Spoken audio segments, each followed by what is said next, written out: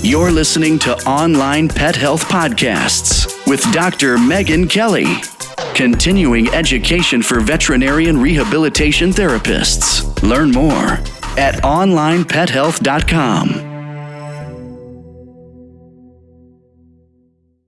Hey Vet Rehabbers! Today we revisit one of our Facebook Lives from our Business Vet Rehabbers Facebook group. So for those of you that don't know, we've got 4 Facebook groups. These are open to everyone that is in the vet rehabber community. They are the Hydro Vet Rehabbers, Small Animal Vet Rehabbers, Equine Vet Rehabbers, and our Business Vet Rehabbers. It's a great community of vet rehabbers that encourage and support one another. They share tips and advice, and so you never need to feel alone in your practice ever again. So you can head over to Facebook and come and connect and join with all of us. So today I chat with Carly Edwards. She is a pet industry content and social media consultant. She has her own membership called Carly's Pet Business Thrive Online. Carly chats to me about making content creation for social media, how you can successfully create content, reuse content, and initially create that engagement to get your messages across. We really delve into the benefits of batching, scheduling, repurposing, and recycling. It's a social media learning fest, guys. I sure learned a lot, and I think that you guys are going to learn a lot from this too. Over to Carly. Today, I've got Carly Edwards. She is joining me to talk about making content creation easy for social media. Carly helps other pet professionals in their marketing, so I'm so excited to chat to her. We actually linked up on LinkedIn. So I saw her on LinkedIn and we reached out to one another, and I thought it would be great to get her online. So thank you so much for joining me, Carly. You're welcome. No, it's really good to be here. Really, really excited to get stuck in and talk content, because I could just talk about it for hours, to be honest. Won't you tell the Business Vet Rehabbers a little bit about yourself and what you do? So I am essentially what you would call a marketing coach. My kind of official title, I suppose, is pet industry content and social media consultant. And I essentially help pet professionals thrive online and grow the business that they've always wanted. So I do that through providing kind of marketing strategies, easy processes and tools so they can grow their audience, attract consistent leads and consistent sales. So that's essentially what I do in a nutshell. All right, I think this is exactly what the Business Vet Rehabbers need. So guys, if you have any questions for Carly, please post them in the comments. If this happens, you maybe watching the recording now, you can post them there and I'll hopefully get Carly to answer any of your questions. So Carly, obviously one of the most overwhelming things with social media is that we've got so much on the go, and especially as vet rehabbers. And I think, it's great that you actually help pet professionals, because I think that, when I look at other sort of people that help in marketing for general, just small businesses, small business is very different to when you actually have a pet business, because when you have a pet business, it's usually you in it doing whatever needs to be done. Whereas a lot of the other small businesses, there is an owner and they have other people doing the work and they're sort of managing, right? So they have a lot more freedom of time. They're able to spend a bit more time on these kind of things like social media. But for us, it's really on the go kind of stuff. And it's something that I think that we try and do when we get a chance. And one of the biggest problems is because of that, we're not consistent with it. And I think that if we had a system, it would be so much better. Yeah. So how can we make creating content a little bit easier for ourselves so that we don't have this complete overwhelm? Yeah. So there are basically 4 kind of main processes that I have. And the first one is batching your content. The second one is scheduling your content. The third one is recycling and then repurposing. So all of these processes, they work together so that you're just not constantly in it all of the time, because I totally get that. I was exactly the same when I was first kind of starting out in business, and I would just post on the fly all of the time. So you'd be pulled away from doing whatever else you're doing in your business to then have to just throw something out on social media. And sometimes it's just not very good as well, because you're not thinking about what you're going to actually post on social media. You're just kind of chucking some nonsense out there, just hoping that someone's going to engage with it. So what I do is basically have these processes so that you're thinking exactly about what your message is going to be. So you're creating all of this content that's actually going to help you hit your goals. So it all has a purpose. There's intention behind all of it. Mm-hmm. So with batching, that essentially means that I schedule in time in my calendar to actually create content in chunks. So whether that's writing kind of 4 blog posts for the month, whether that's writing all of your social media content for the month or the week, whichever way that you want to do it. Batching content just means that you're not constantly kind of cognitive switching and going from one task to the next, which can be not very productive at all. Mm-hmm. So by doing this, it just means that you sit down and actually get that stuff done. And I find that myself, I find this whole process works really, really well for me, and my clients love it as well. So that works really well.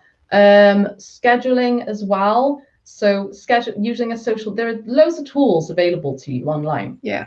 And there are some great social media schedulers out there, which just means that you are not posting content every day. So going into these social media channels, each one individually, and then posting some piece of content when you have that time to do it. If you pre-schedule it in advance, then it's going to go out, kind of behind the scenes while you're doing what you love or working on those other aspects of the business.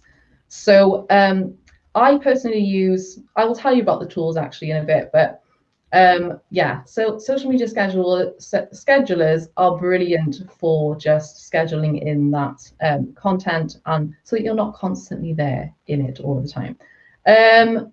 Recycling is basically where I have a library of content, and all of the content that I create for social media goes into this library, and then I can recycle and reuse that.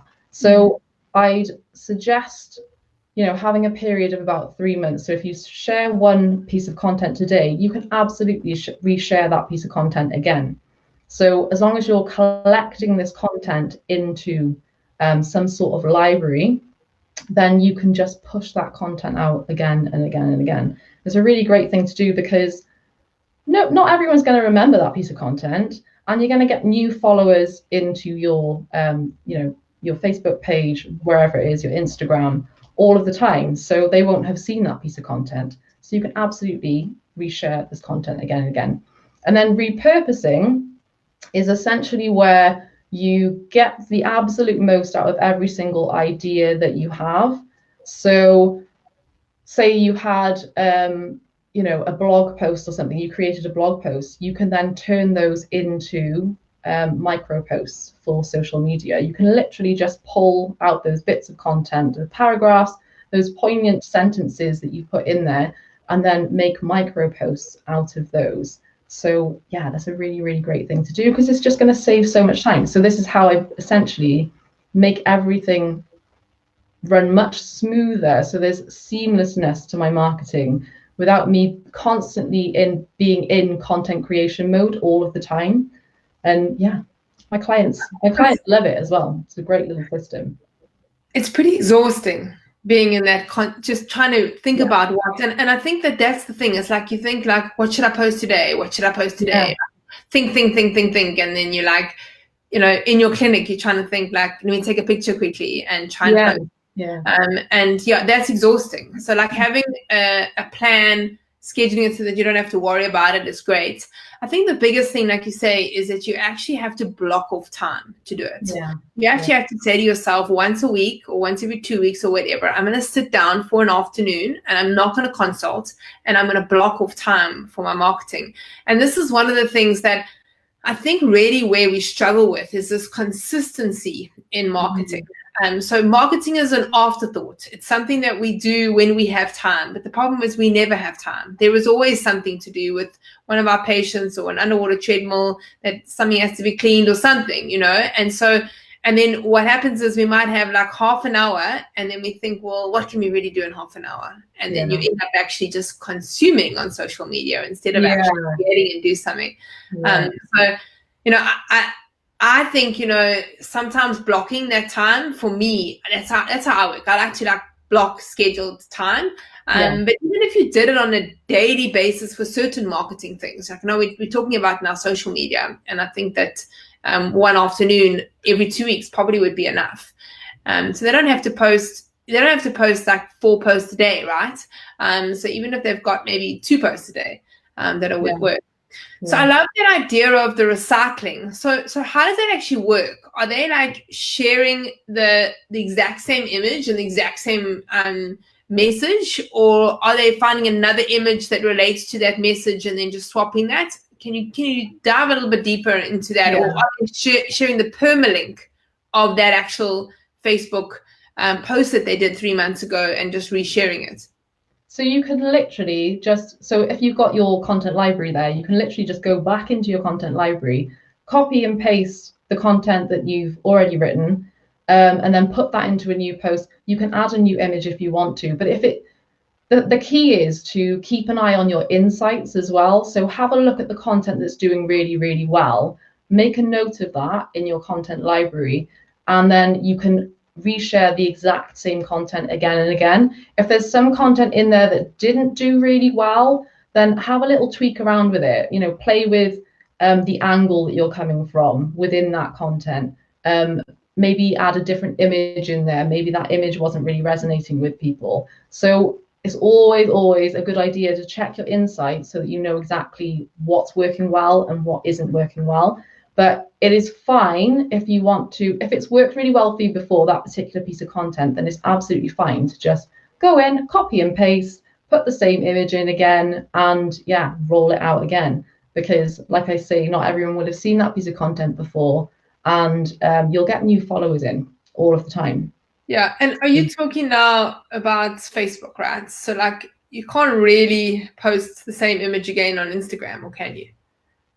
I'd say you can. You can definitely repost again on Instagram, as long as you have that kind of gap between all of these things. Then you do have that feed, obviously, but it's going to be so kind of far down when 3 months comes along. If you're posting every single day, that it's not really going to matter that piece of content is coming again. So it's kind of the same as if you just post it to Facebook or Twitter or whatever. Yeah, it works.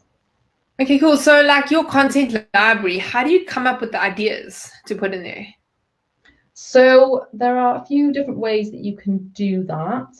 So the one thing that I do, which is great, is just to literally monitor the conversations that people are having online. So your ideal clients are having online. So if you go into things like Facebook groups, join these groups where you know that your ideal client is. Have a look at the conversations, the common problems that are going on in there, and then create content around that to answer those questions, to answer those problems and provide the solution to that.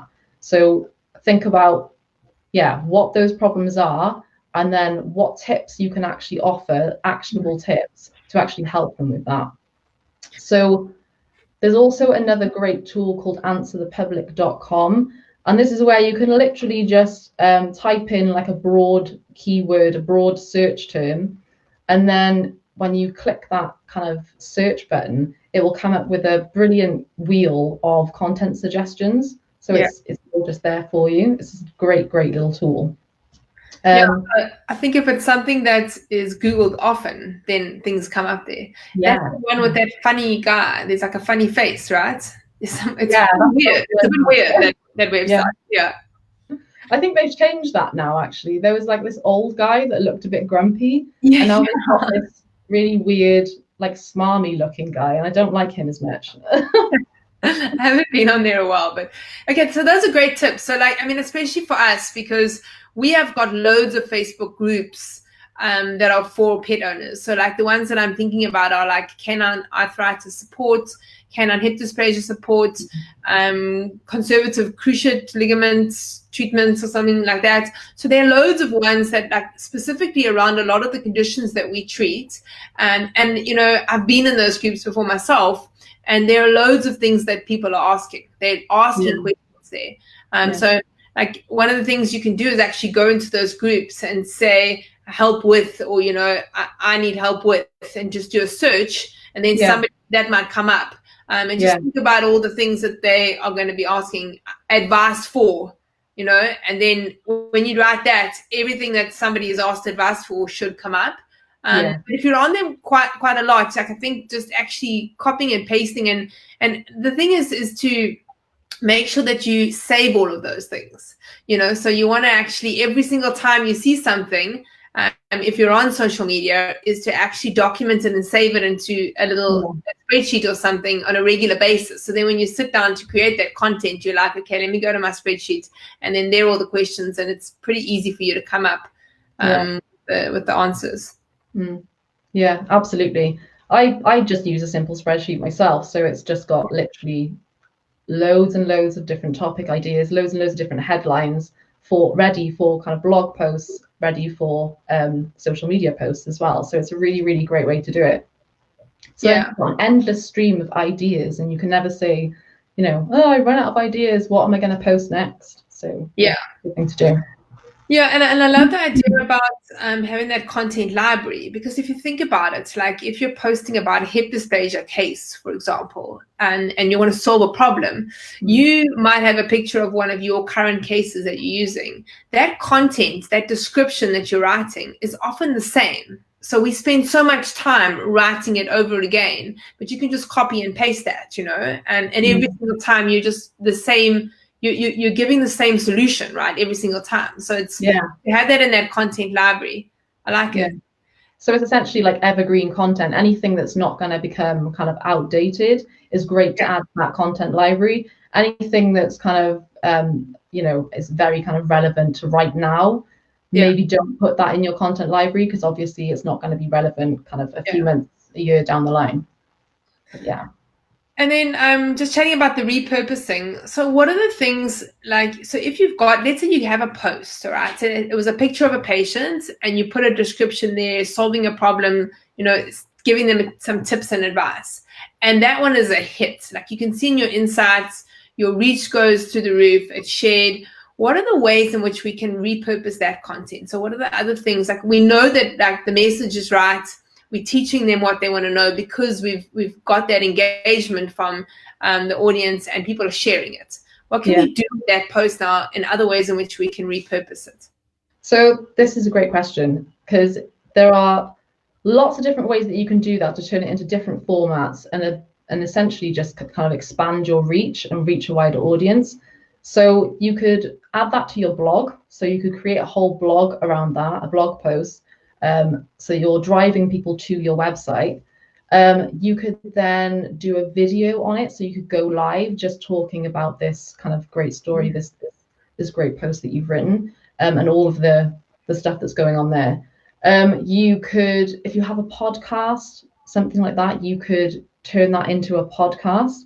If you have these different like case studies, podcast episodes, they could work really, really well. You could turn it into a short Instagram story or a Facebook story. You can add it to your Instagram grid as well.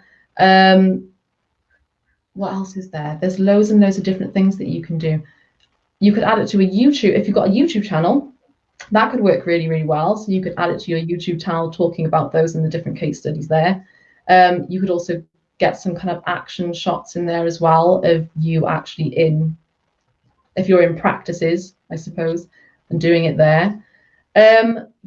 So repurposing is just a brilliant way to get the most out of every idea. So really think about all the platforms that you're on and how you can actually turn that into a new piece of content. It doesn't have to be anything that's really, ideally it should start with a lead piece of content. So a lead piece of content is a bigger piece of content, like a blog post, like a video, or like a podcast or something like that. And then you can kind of drip that down into the different areas, so that you're pulling from that blog post, you're transcribing that video, and then creating social media posts from that little micro posts. You're creating another video from that, going live around that, or creating, Instagram stories, or just a standalone post on Instagram. So there's lots and lots of things that you can do to just spread that message far and wide for that one single idea. So yeah, it's a good idea to get thinking about that and thinking about all of the different platforms that you're on, so that you are just kind of everywhere, because you just want to be everywhere, but you don't want to be thinking up these new ideas all of the time. So yeah, it's just getting the most out of every single idea that you have. Yeah, and I think that the key thing is to look at your insights. And so guys, there's actually a tab on Facebook, and on Instagram. So you can go and look and see which are the posts that are actually working. And then those are the ones that you really want to repurpose. So if you have a post that is tanking and not doing so good, it might be that there's some message that's wrong there, or something that's wrong with it. You want to repurpose the ones that are actually working. It's not always the case, I suppose, if one's tanking, that it's not right. It just might not be the right way you did it. So you didn't maybe get the message right, or the image just wasn't right to get that person's attention. But if you're going to spend time repurpose the ones that are actually working. Yeah, absolutely. Yeah. And if there are some pieces of content in there as well that really aren't doing well, you're getting no kind of engagement, no likes, no comments or anything, then don't bother adding those to your library. Just, cut your losses there, and just think about a new kind of topic that you can go with instead. And just focus on, look at those. So there might be kind of a pattern as well to your content, the individual types of content that work really, really well. So then you can look at that and look to kind of replicate that. Maybe it was a way that you worded a headline or something like that, or the kind of type of pictures that you used within that post. So really look at those key kind of details, so that you can optimize essentially your social media posts. Yeah, and talking about the images and pictures, especially on Instagram and Facebook, and I think those are the main two that most of the vet rehabbers are on, and I think most of their audience is on. And we want images that are going to stop people from scrolling. So I think that the days of using stock images are completely gone, because everyone's using them. So when you have a stock image that somebody's seen over and over again, they just scroll straight past it.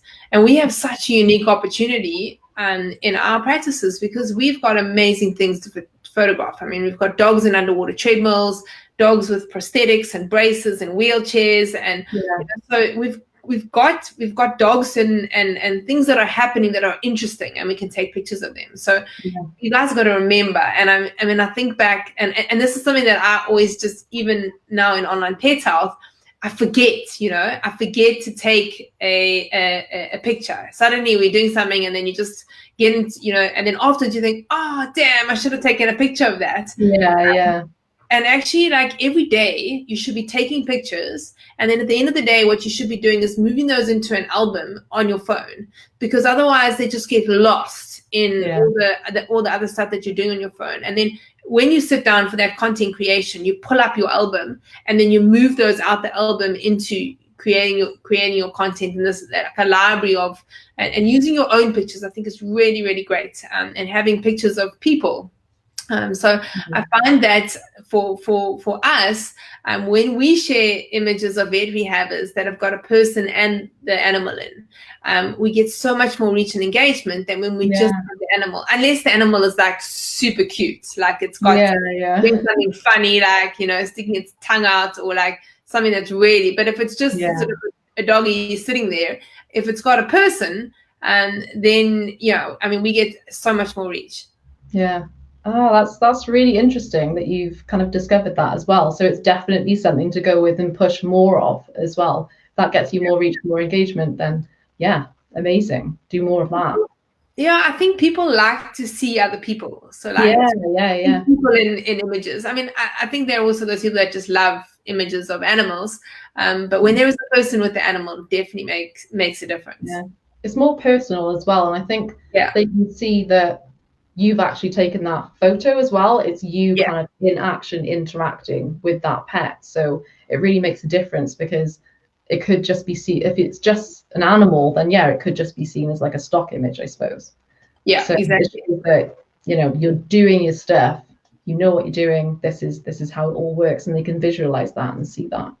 Yeah. really cool. Love that. And I got a great tip the other day, actually. I in my podcast, the Veterinary Rehabilitation Podcast, I have a podcast where I do this Behind the Vet Rehab Practice podcast. And one of the vet rehabbers gave me this awesome tip when you actually register patients. So when somebody comes down and fills out the form, you actually ask the client, what is your dog's Instagram handle? So, because like there's so many dogs that have got their own Facebook page, Instagram handles, and if your dog doesn't have one, then just like put your one down. And then, so once you've got that on record, then when you take these images, you obviously right at the time when you're taking the picture, you can ask them permission, but she actually gets them in that sheet where she's actually getting all their details. Are you okay if we take pictures to share on? So she doesn't have to then go and ask afterwards. Yeah. And then what she does is she tags that pet owner in. Yeah. So she has, because I mean, that's often the thing is that you take the picture and you're like, oh, now I don't know what their Instagram handle is. So now you're like, when you're on the go, like on the fly, you're trying to do it. And like now you're searching for them and you're trying to, and then you WhatsApp them and you say, have you got an Instagram? I've got an awesome picture. And then they don't get back to you. And then you just post it. And then you missed out on that opportunity. And then what she also does is she checks to see what vet practice they were at.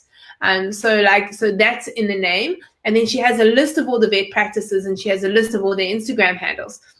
So when she posts that image now of her treating the patients, she tags in the original image the vet practice because it's their patients, mentions them, and then tags the pet owner. And then they share the post and then everything happens, Yeah, so I love that idea because I think it's the kind of thing where you're organized with it, and then you get that exposure because you get exposure to the vet and their audience, and to the pet owner and their friends because they're going to share it. Both of them might repost it. Yeah, that's a brilliant idea. Yeah, I love that. So one of the challenges I find, and I mean, I wonder for people that are actually in practice and have their own like pet businesses, like how do they keep up to date with all the changes that happen on Facebook and social media? It's constantly changing, constantly evolving. It's like, marketing is just mental. It's from like 10 years ago to now, it's just like unrecognizable. It's crazy. So there are a couple of things to keep up to date with kind of social media in general and the changes that are happening there. So one I really like is Social Media Examiner. I don't know whether you've heard of that. And Social Media Today as well. Those two are generally kind of my go-to places because they've got tons and tons of articles on there all around kind of, Facebook changes, updates that are happening, but also just marketing your business in general. So it's a really, really great thing to dig into. It's a great resource, both of them are. You can also do something like setting up a Google Alert as well. So if you go to Google Alerts and you just type in something like social media or Facebook or whatever, then this will then send those kind of recent articles straight to your inbox.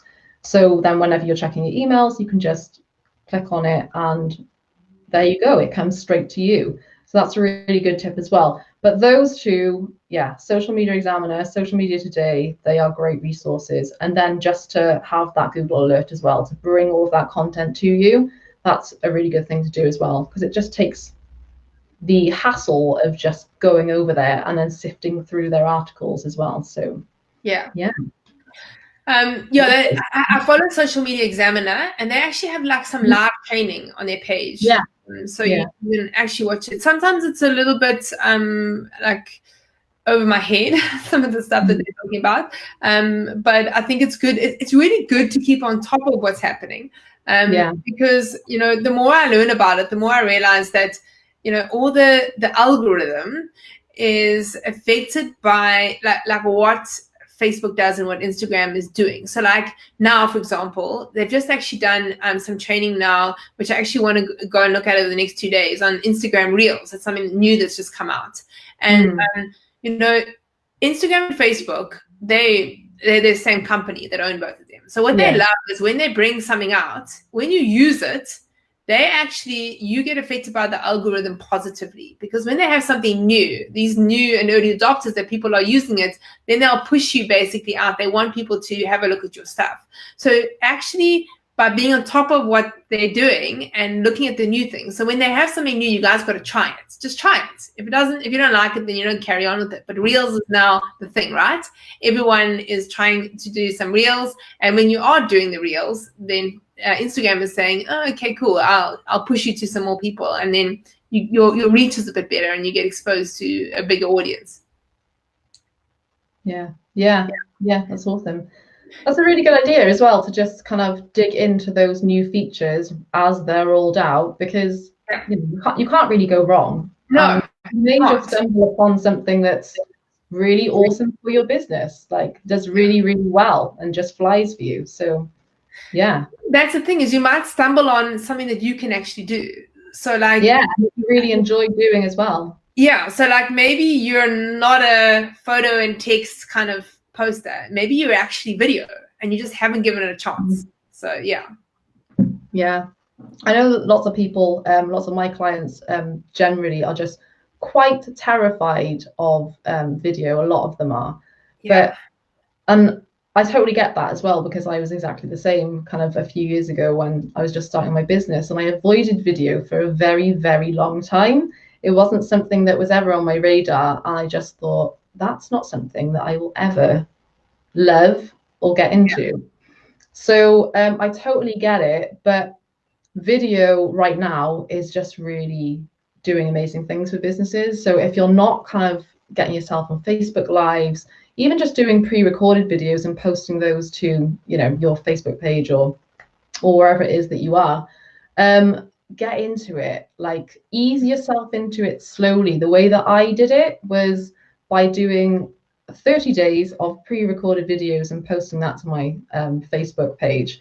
And that really just helps you kind of incrementally get over that fear. And then you can kind of work yourself up to going live, I suppose, because live can be a really scary thing sometimes if you're just doing it for the first time. So it's good to kind of ease yourself into it with pre-recorded stuff. But get onto video, because they're great. My greatest tip for the live is to go on with somebody else. Don't go on your own.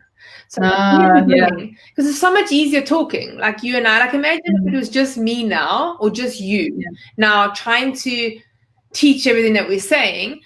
You would have to have prepared, and it would, like, because then there's moments where you like forget what you're saying, and like now it's just a conversation, and everyone is hopefully learning stuff, that they're listening to us, and it's just a little bit easier. You feel a little bit more comfortable when you're speaking to somebody. So my tips for live is straight away, just go on with somebody, find another professional. So even another vet rehabber, they can be on another part of the world. It doesn't matter where they are. Maybe it's a hydrotherapist and you are a physio, or maybe you're the vet and you bring a physio on, or a chiropractor, or an osteopath, or somebody that has something that you guys can have a conversation about and that can benefit your audience. And you can speak about how both of you can basically help their pets. So that's my tip. And the other thing that I do, because I people wouldn't probably think it, but I really don't like doing videos. I hate it, because I feel like I record it and then I'm never happy with it. And then it's a mission, I feel, to edit it out, because then I'll like redo it and then I want to edit it. And so like sometimes what's quite nice to do is actually talk a little bit. So do a little bit of talking and then put that onto like a PowerPoint presentation where you actually have something on the screen, or you have a picture of the dog up, let's say, or a video, and then you're actually speaking while you're not on the screen. And I find that so much easier when it's not me being looked at, so not just you, just yourself. You got to get into it slowly, though. It is that kind of, and I think video is where we're going. So we have to make that move towards video. And we have got a question: how often should we post? So how often should you be posting every day? So I'd say a minimum of 1 post a day. So if you can do more, that is awesome. But I stick to 1 post a day personally as well, because I find if I'm going to do any more, it's going to be too overwhelming and it's going to suck up too much of my time. But that is a good kind of best practice to keep your audience kind of engaged, keep that interaction up so that you have that presence, that consistent presence there. So if you can, batch create your posts either at the beginning of the month so that you can do them for all of the month, that would be awesome. Or if you can just do them at the beginning of the week and then schedule those out, that's absolutely fine as well. I often do that myself. But one post a week, one post a day. Yeah. Yeah. I think also, like, don't post for the sake of it. Rather post good content. Yeah. Because if you post something that, it doesn't engage with your audience, then it also affects the algorithm, and then your posts start to decrease the amount of reach that they're going to get with the rest of your followers. So.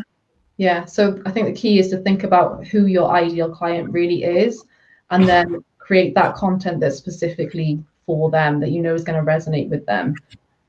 So dig deep into that ideal client and their problems and their pain points, their dreams, their likes and dislikes, all of that stuff, so that you're tailoring that content to them and getting that messaging across in a way that's really going to resonate. That's the key. Awesome. So guys, we'll post that in the comments. So Carly, thank you so much. It's been awesome having a chat with you. It's been a pleasure. I'm more than happy to come on at any time if you want to invite me back anytime. No, it's been awesome. Loved it. Definitely. We'll definitely get you on again. Thanks, guys. Cheers, Carly. Have a good day. Bye-bye. Bye. Bye. If you enjoyed this podcast, please hit the subscribe button so you get notified every time I load a new podcast. And please, if you get a moment, head over to Stitcher or iTunes and leave me a review. It's a really lonely job being a podcaster, and so the only time I get to hear from you or know that you're out there is when I get a review. And know that I read every single one of your reviews. So to those of you that have left reviews, I want to say a very, very big thank you. Every time we get a review, it really helps to get the Veterinary Rehabilitation Podcast out there to all the vet rehabbers all over the world. All right, vet rehabbers, so if you are looking for more continuing education in the field of veterinary rehabilitation, head over to onlinepettalk.com. Go be awesome, guys.